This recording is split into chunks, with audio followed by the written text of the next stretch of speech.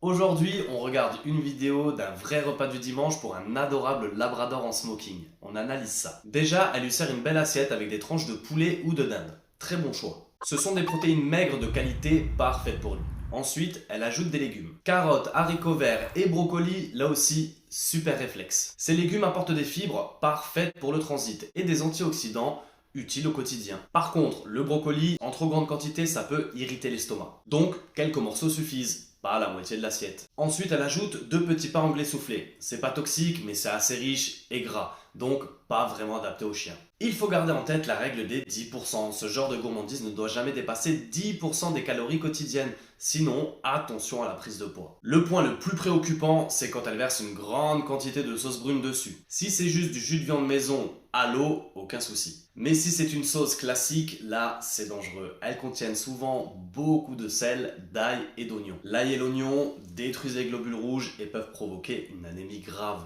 Et le sel en excès, c'est risqué pour les reins et le système nerveux. Pour finir, on va manger le tout très calmement, même si l'ensemble fait vraiment envie. Ensuite, il faut rappeler qu'un mélange viande-légumes ne suffit pas pour un repas équilibré sur le long terme. S'il mangeait ça tous les jours, il faudrait absolument ajouter un CMV, un complément en vitamines et minéraux. Bref, on valide l'idée d'un repas exceptionnel avec des ingrédients simples. Abonne-toi pour apprendre à garder ton chien en pleine santé le plus longtemps possible et dis-moi en commentaire si tu as déjà fait un repas de fête pour ton chien.